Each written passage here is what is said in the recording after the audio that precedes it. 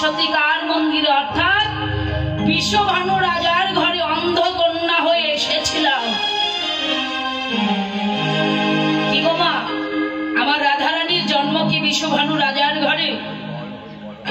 রাধারানীর জন্ম হয়েছিল পদ্ম ফুল হইতে, আর লালিত পালিত হয়েছিল রাধারানী আমার হলো বিশ্বভানু রাজার ঘরে।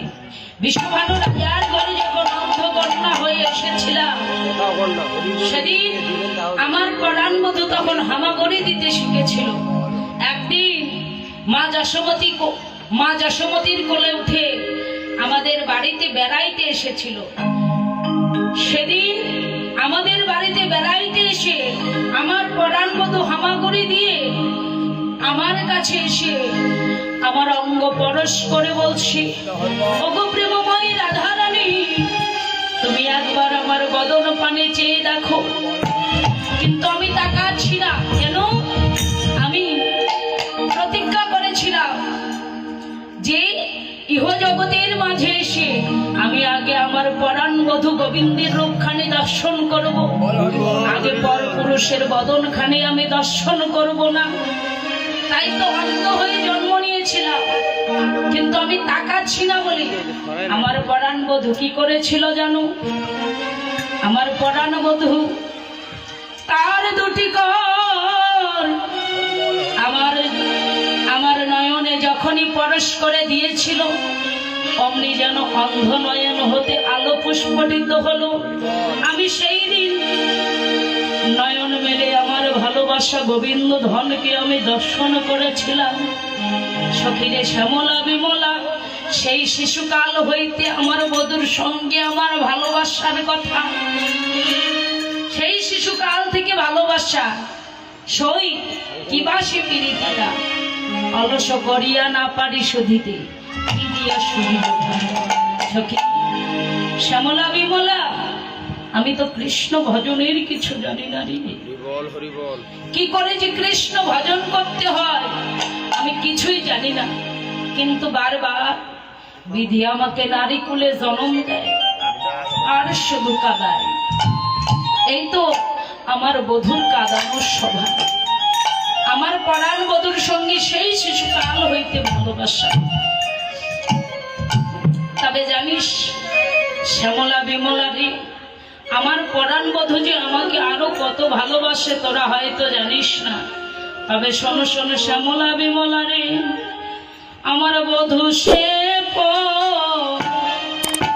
রসম